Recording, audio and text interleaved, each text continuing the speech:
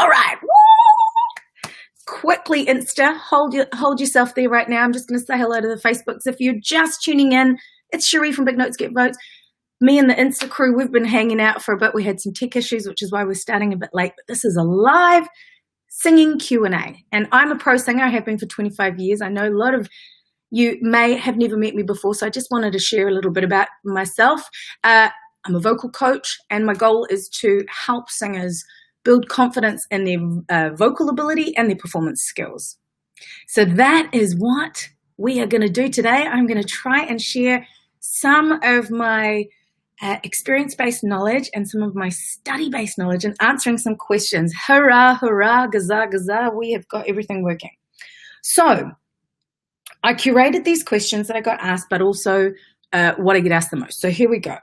The first question I ever got asked was, why does my throat feel like it catches when I'm singing?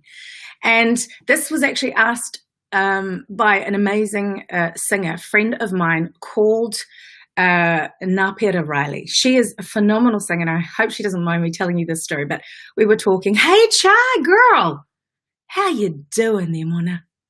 And she said to me, I have this catching in my throat when I'm warming up my voice, but it goes away after a little while, once I've had maybe sung a few songs on stage. So we've kind of reverse engineered, and we had a look at what she was doing in the lead up to preparing to sing. So what her kind of pre-gig ritual was.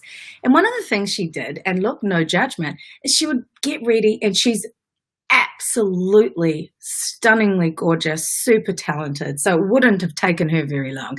But she was getting ready, and she'd have a glass of wine, and she'd make an experience about it. And so we said, well, perhaps the glass of wine, again, no judgment, is contributing to dehydrating your voice. And that tends to be the number one reason that you feel that catching in your throat when you're going for a particular note. It is usually a combination of a couple of things, but we'll look for hydration first.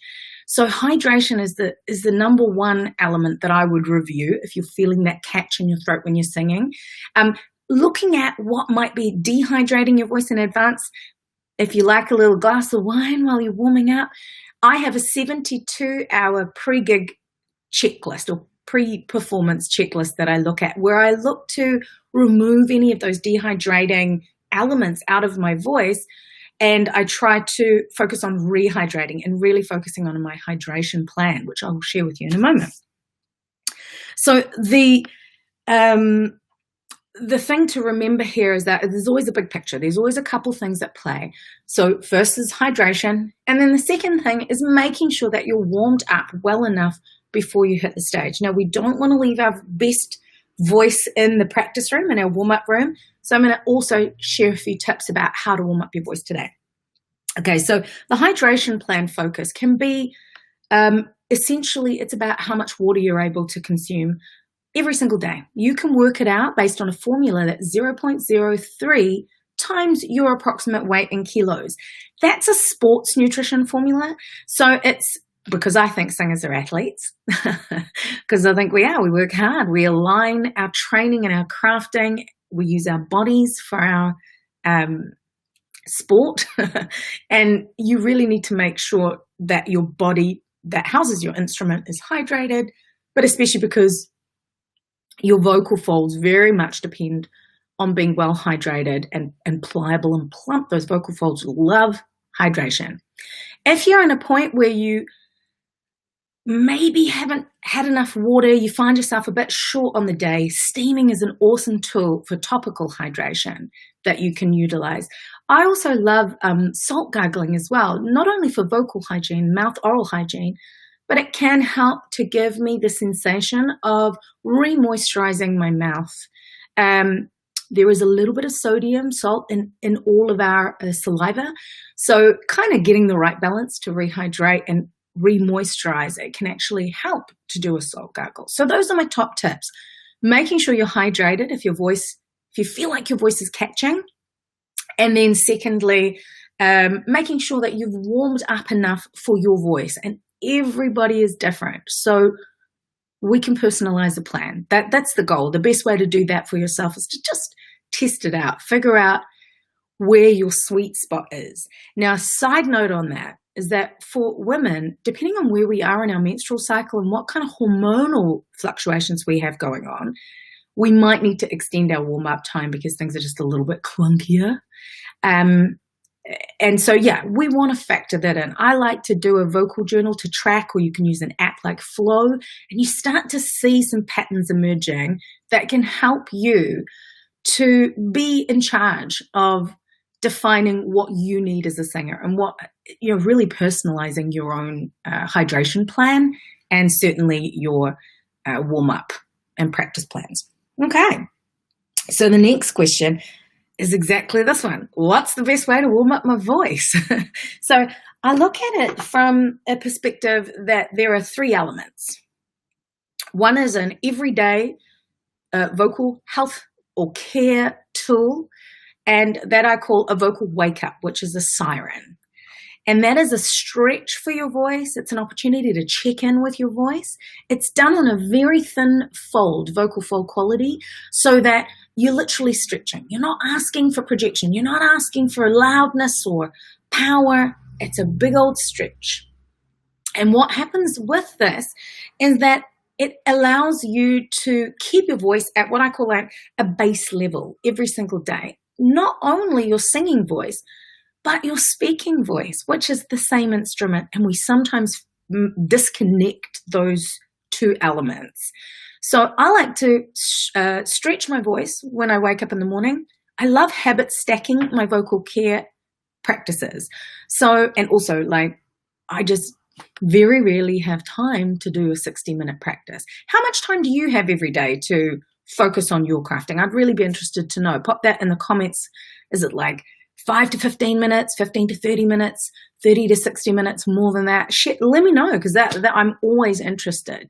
Me, I have about 5 minutes. So it consists of a siren whilst I'm in the shower, and that's a habit stacking. So as soon as I get in the shower and I feel that water, I'm like, right, I got a siren.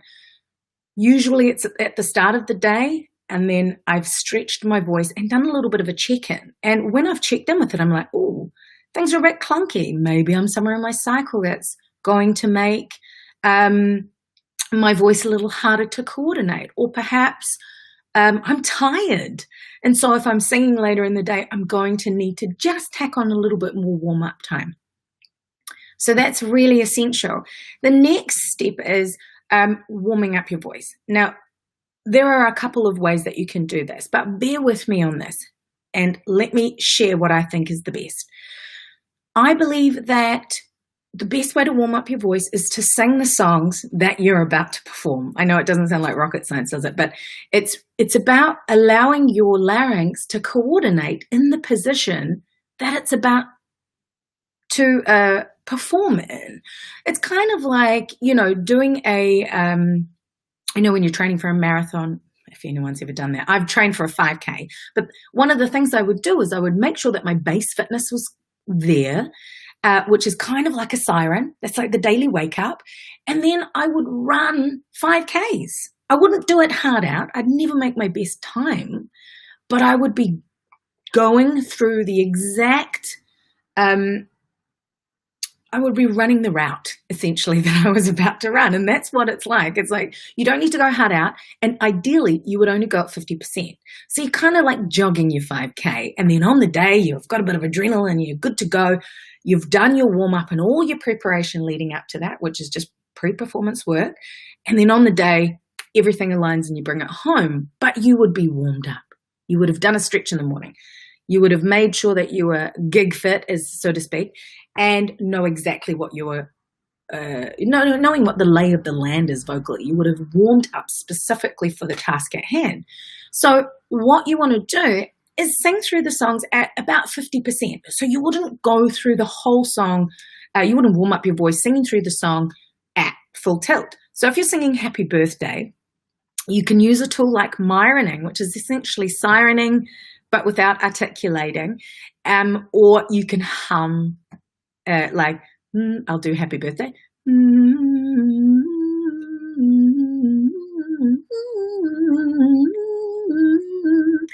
So that would be running through the song at 50%.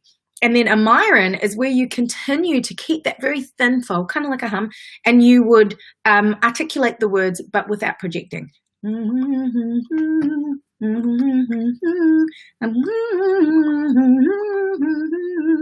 I know it sounds crazy and it sounds really funny, but it really does help. It coordinates your vocal folds. If you've never done a siren before, I thought I'd better show you what that sounds like. So it's, again, like a little dog whimper, nice thin fold. Very tiny. That wasn't that great, actually, but...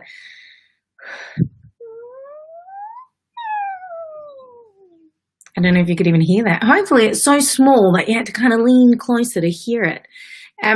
So you would siren. Then you would myron or sing through the songs at 50% with a hum that you're about to perform. And the time frame is often relevant to what the task is. So if you're going to do a 45-minute set, I would start, and this is just trial and error, I would start warming up for at least 20 minutes of singing through the songs that you're about to sing. And then see if you need more or less. But the goal is to not ever leave your best voice in the practice room. So you would go, maybe just before you go on stage, you would do a full voice run through of your songs, one or two, and you're feeling warm and ready to go. I also highly recommend doing warm-ups for your entire body as well. So whether it's walking around the block to kind of activate the breathing mechanism a little bit, free your body up, do your singer stretches, and you can go to the Big Notes Get Votes YouTube channel and search in how to warm up your body before singing, singer stretches, and you'll see my tutorial, which is literally like a workout video. I'll take you through from beginning to end.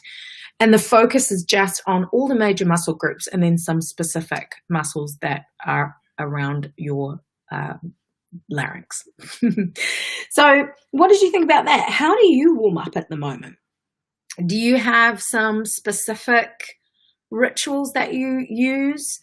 Like I was mentioning, my pre-gig, my 72 hours pre-performance checklist where I take out the dehydrating elements. I'll really focus on my hydration plan.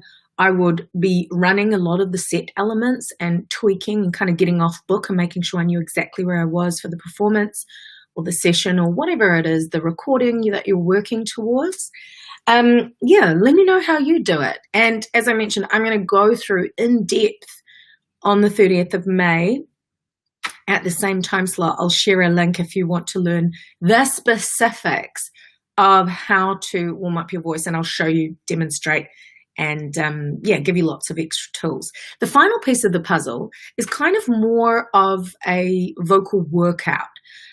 So I have an exercise science background. I was a aerobics instructor and a gym instructor, personal trainer for many, many years.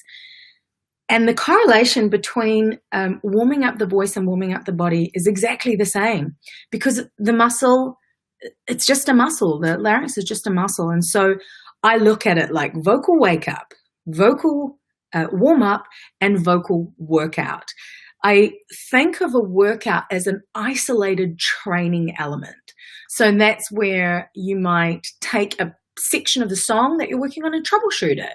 So whether it's sometimes with the artists that I work with, we might take 4 bars and just focus on those 4 bars. It could be a particular interval that they're having trouble coordinating in one voice quality throughout, and we'll just spotlight it, and that will be the vocal workout. It could be a little bit more out of context, like a scale or a vocalization. If you're working to develop your agility or your improvisation skills, and specifically within an R&B or a pop environment or soul environment, like a pentatonic scale, taking those 5 notes and playing around with them. Super, super fun. And that can help you not only to develop your voice, but it's really focused. It's a focused exercise. Kind of like if you were going for a 5K run, let's use that running analogy again, you might do some isolated exercises on strengthening your quads, your thigh muscles, or releasing tension in your hamstrings if you find that you're particular, you might have a stretching element as well as a conditioning element. So we want to look at our voices in that same way when we define our practice plan, of which the vocal wake up, warm up, and workout are a key part of, and that's how I approach it. So yeah, on the 30th of May, I'm going to do a workshop, a masterclass showing exactly how that happens, and share a practice plan and some vocalization exercises with whomever would like it. Okay, so yeah, so if you haven't followed, liked, subscribed to the pages, please do, so that when I do post the links on how to access that, you'll find out about that. So do me that favor today.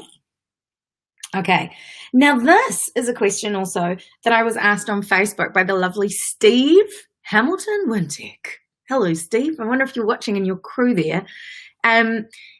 Steve said to me, when I was younger, earlier 20s, I was able to hit some pretty high notes. I was a heavy smoker, drinker, etc., and stayed up singing, shouting, no worries. I'm in my mid-40s now, almost 9 years off any vices. Well done, Steve. Is it possible to get that range back? I'm looking at taking up vocal lessons through my tertiary provider. Well done, you. That's awesome. And by the way, Steve, thank you for your ongoing awesomeness and support in the Facebook page. I love it. Now, the thing about vocal range is it is a little bit of a use it or lose it situation. So I would, to speak to how things were when you were a wee bit younger, one of the things that happens is, just like any other muscle in our body, if we don't use it, we lose the capability of it, and even more so as we age. It's not impossible to get it back. But again, think about it like any other muscle in your body. The one that I always think about, used to get asked about the most when I was a trainer, was the tricep muscle. You know, slightly older women would be like, I've got these, what I call, and this is a New Zealand specific ism, it's a kapahaka arm. And what you do is, it's very hard once the muscle has released to retone it. But it's not impossible, because it's a combination of a few things. And it's the same with the voice. You just want to get back into using it, and using it regular with a focused practice plan. So some of the things that you do need to check, and this is for both, I guess the bigger question that I get asked is, am I stuck with the vocal range that I have? Can I extend higher or lower? And so these are my thoughts. Yes, you can. The only thing that you're really, that is, what's the word I'd like to use, set in stone, is your facial structure, and then that's the size of your larynx. Now, you can certainly work within those parameters, so you can change the shape of your vocal tract by how you space in your mouth, what you do with your lips, how you allowing your larynx to move, and certainly by utilizing all the vocal qualities. So learning some singing technique and understanding all the options that you have available to you, so that you can actually have what I call a singer's toolkit at your disposal, and you can just overlay what you need when you need it to get the sounds that you want. But before any of that happens, you really need to be sure that you have a healthy voice. And the three things that are most important for a healthy body, and in turn a healthy voice, is getting enough sleep that's right for you, making sure you're hydrated, and certainly your nutrition, being mindful of what nutrition works for you. Now, not everybody reacts different the same way to dairy. So I have a singer that I work with who literally sculls like a glass of banana milk before she goes on stage. That's part of her ritual, I think, pre-gig ritual. But not everybody can do that. So understanding how your body works, and certainly there are elements. One of the things I do get asked a lot about is reflux, silent reflux, GERD, and the impact of that on our voice. And I'll talk a little bit about that at the end.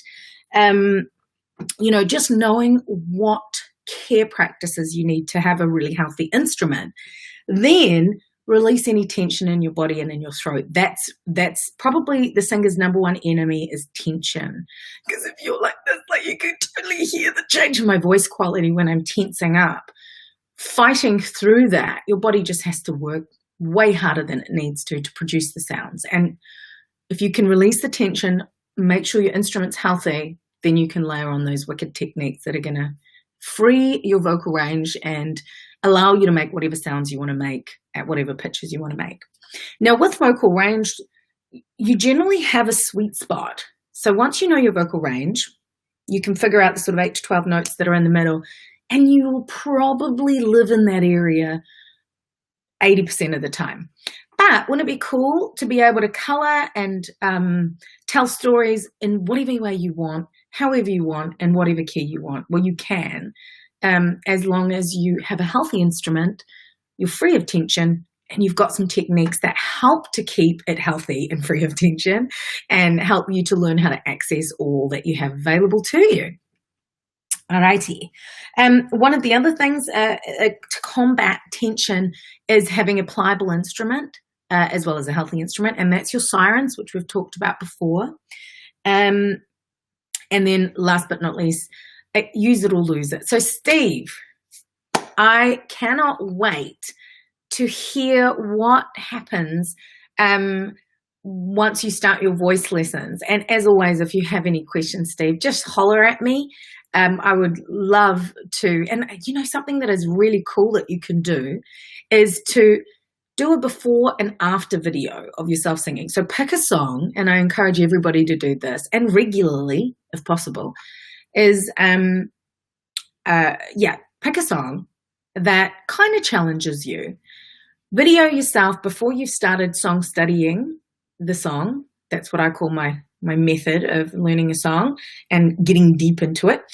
And then in 4 weeks' time, especially if you're able to craft and practice regularly, and regular practice is whatever works for you.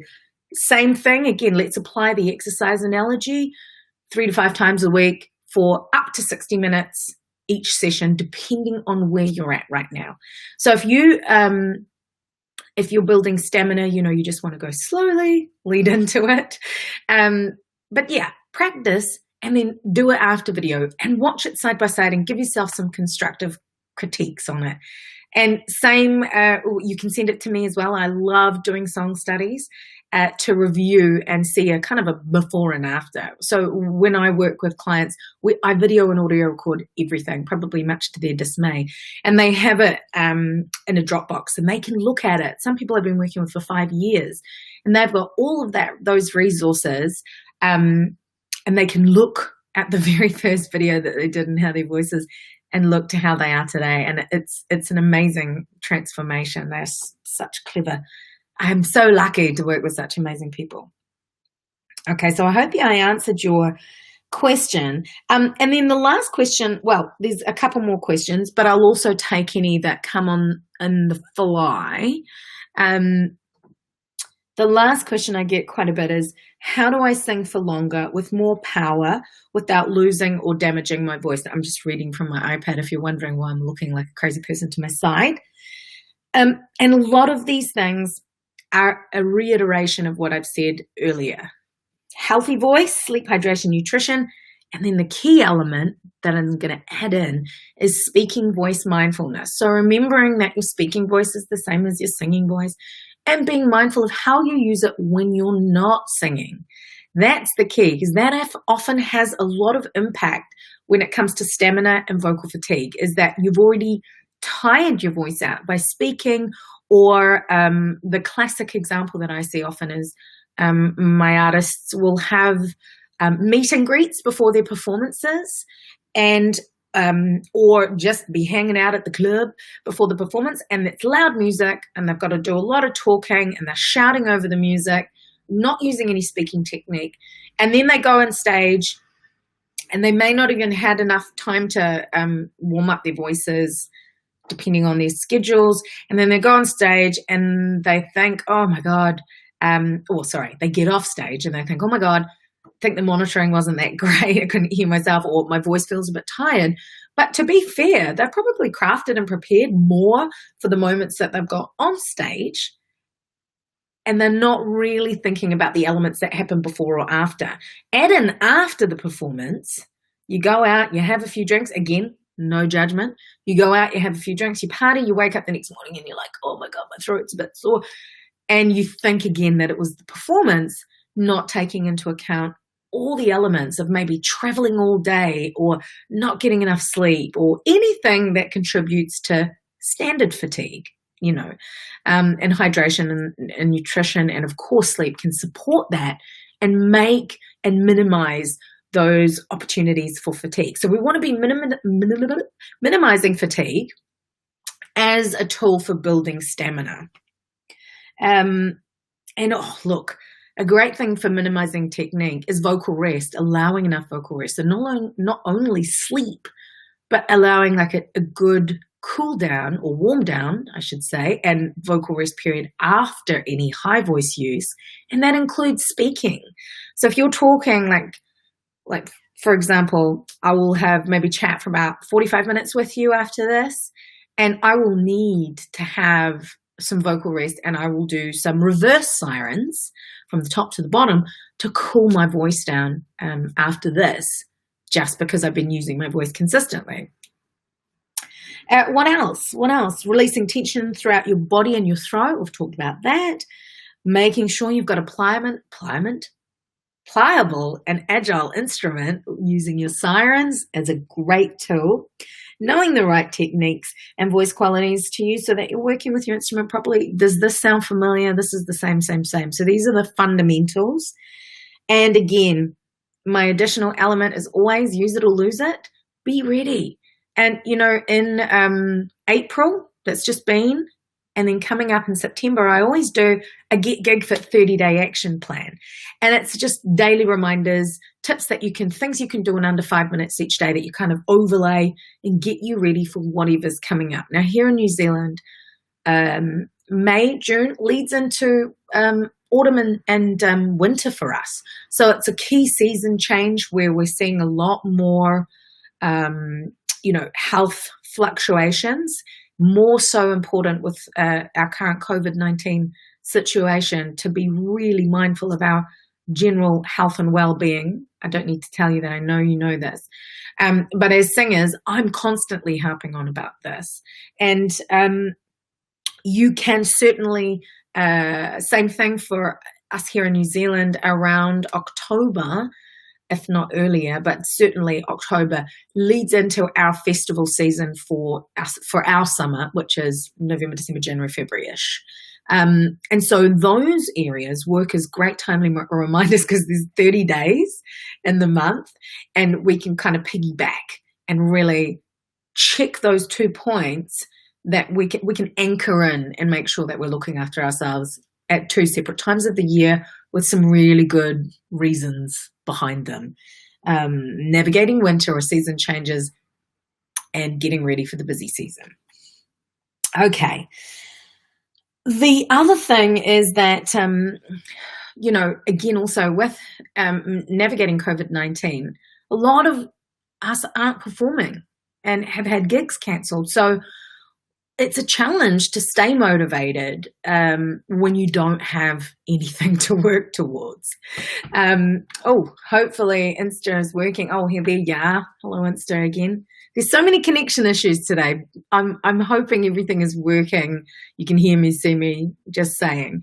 With COVID-19, we really don't have the opportunities to perform as much. And so we're getting scrappy. We're learning that we can live stream. We're learning that we can do, small bubble house concerts. And certainly here in New Zealand, we are at level 2, which means we are slowly expanding our bubbles and looking towards what could be in the future for events. And I'm so proud of our industry here. We are thinking outside the square, which is very exciting. But you, as an independent artist or an emerging artist or a new artist, can be as scrappy and be as innovative as well by considering getting your YouTube channel in check. Like really start creating performance opportunities by yourself. Perform at home for your flatmates, your family. Any opportunity you can create, even just videoing yourself and watching back, doing a song study and sending it to me, that is you creating a performance opportunity. So I want you to be in charge of taking your own and creating your own performance opportunities amidst all this craziness. it's an opportunity to craft. Now, I'll be honest, I have not felt like singing during this lockdown period. But there's nothing like being thrown in at the deep end, like a jingle. I went and did my first kind of level 2 studio session the other day, because I don't know if I've shared this with you, if you've seen, but I also do voiceovers, and I created a vocal booth in my bedroom cupboard, which was very exciting. And I managed to do a little bit of work at home, certainly been coaching, but I hadn't been doing any singing sessions. And boy, was I rusty. So what I'm going to do and share with you in the next, over the year, because I like to take a month per song, is when I studied at Berkeley online music school, I had to do exactly what I'm asking you to do. I had to perform particular song studies, video myself, and send it to my lecturer. And then I would be assessed on it. That's how I learnt the power of utilizing that tool as a performance preparation tool. But I had set pieces and I had set music that I had to sing. Pop and rock was my major. So they're pop and rock songs. I'm going to go back and revisit all of those songs. And then I can do my very own before and after, and I can share some of the audio and video with you because this was, when did I do it? Oh, that's an old one. Maybe 2015. I think I did it. So that was 4 years ago. I can't remember. But yeah, I will share it with you. One of the things about having great singing technique is that I don't know if and this is in relation to me developing my vocal technique. I was doing fine before, but it's just that I didn't feel confident, And so now that I have these tools and these techniques that I have in my singer's toolkit, I feel like I can navigate any situation. So I might look back and I'll be like, oh, I don't really sound that much different, but boy, I feel confident about what I can do and what options I have for problem solving. Because, we all have unique, amazing voices. It's just that we need to learn how to use our own voice and feel good about what we're doing. Enjoy our performances. So when you can get up on stage or do a live stream or do a song study or pop a video up on YouTube and feel good about what you've delivered, that to me is the win. Whether, you will though, let me just say, you will see a massive change before and after. If you haven't been crafting a lot and then you start, you will. But really, it's about how you feel about yourself whilst you're performing that matters the most. And you perform for yourself. You perform because you crafted your butt off before you had the opportunity to perform. You perform because you love singing and you love music and you love telling stories and connecting with people in sonic conversations. And wouldn't it be great if that was an enjoyable experience every single moment? Because, sometimes it's not. And we always judge ourselves. But you got to be able to see, I always say to my coaching clients that when we're working on stuff, you need to be able to pick 3 things that you love about a performance as well as 3 things that you want to work on. It's usually really easy to find the things you want to work on, but I need you to review and think, what am I doing right? So that was a bit of a tangential rant about creating performance opportunities. But that in a nutshell is what you get. You, get the opportunity to craft and perform regularly, independent of whether you're out on the street busking, doing live performances, at gigs, touring the world. And I know there are so many of you that are so talented and have had to postpone performances. And I'm so sorry, but I am dying, so looking forward to coming out and seeing you all performing live. I cannot wait. And also, I'm very happy to sit on my couch and watch you live stream too. I'll take both. Okay, last but not least, hopefully that is answering some of your questions and really opening maybe you up to some other questions, because now's the time to post in the comments any questions that you may have that you would like me to speak to before we wrap up today. And I just want to say hi to Gabby. Hi, Gabby. How you doing? One of the last things, there was on Insta, Arlo speaking. I hope you're well and you get to see this. We were chatting a while back and she was asking me some questions around vocal health. And this is a great way to wrap up is the most important thing, in my opinion, is vocal health and the efficiency of sound production. So that's basically looking after yourself and your voice, and then learning how to use your voice and make the sounds that you want, that make you feel good as a singer. And some of the things that she mentioned is, acid reflux, which we were talking about earlier.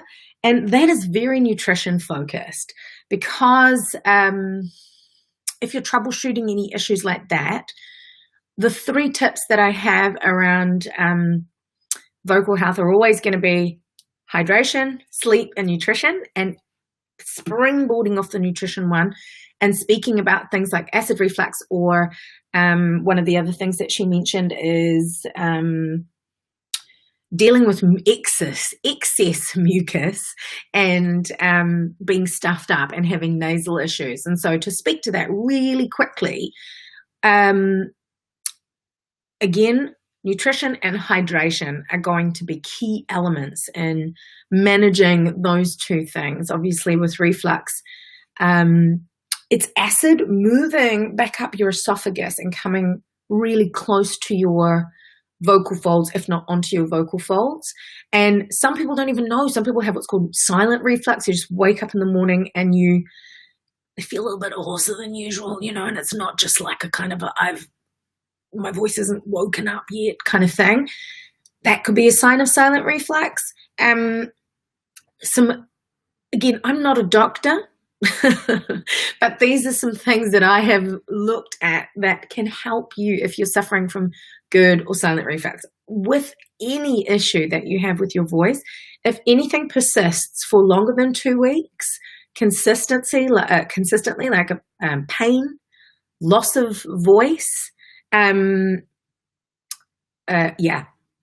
that troubles you, if there's consistency for 2 weeks or more, hoarseness, change of voice quality, if there's consistently a change for 2 weeks, please go and see a health professional. But with that in mind, reflux, think about what you're eating, nothing too acidic or too spicy, specifically before you go to bed. Not always easy if you're a musician, because you might perform later, or you're just your schedule.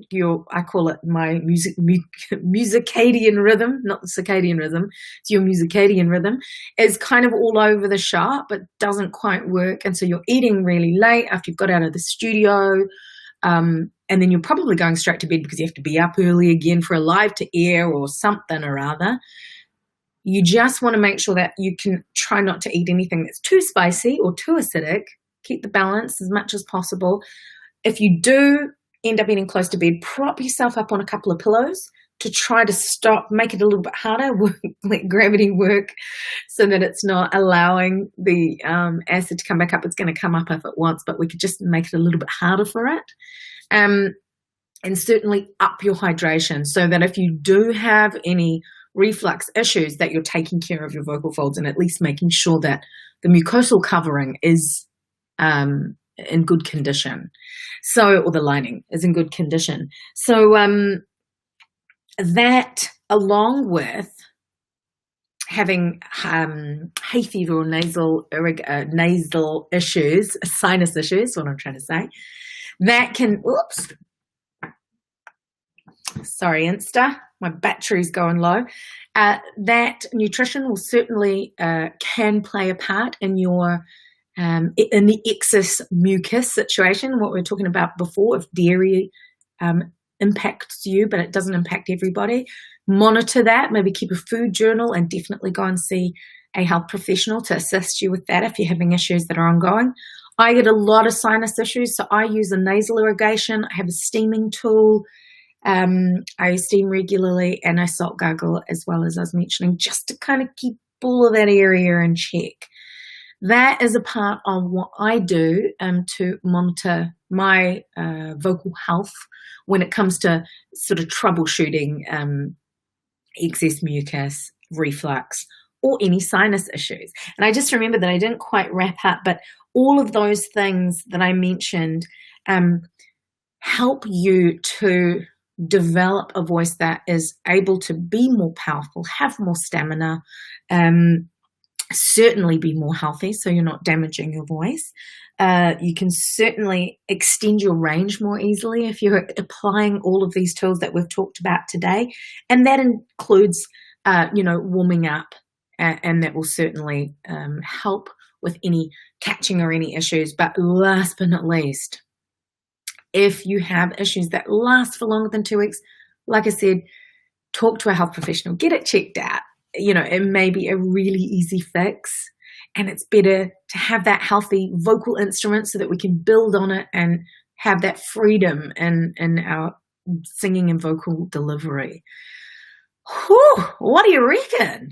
Do you have any questions? What did you think about that? Give me like a high five or a wave or some hearts or something if you thought that was a little bit helpful. And the last thing I want you to do for me today, please, please, please, is to make sure that you are following, liking, and subscribing on the YouTubes if you're watching there, or Insta, or here on Facebook, or on Facebook, I should say, because I'm going to be releasing some really cool resources over the next few days for you, and I would love you to be sure that you see them as soon as they pop up. And if you have additional questions that you didn't necessarily want to chat about, then you can DM me or personal message me, or certainly email me, Cherie at Big Notes Get Votes, or just comment after this in the if you're on Facebook, in the comments below the live. Thank you so much, Mama Bede, Mary, Gabby, Mona. You guys are amazing. I cannot believe you joined from all over the world today. I really love that. And I cannot wait to see you again and do some more for you and with you. You have an amazing day. Thank you so much for your time.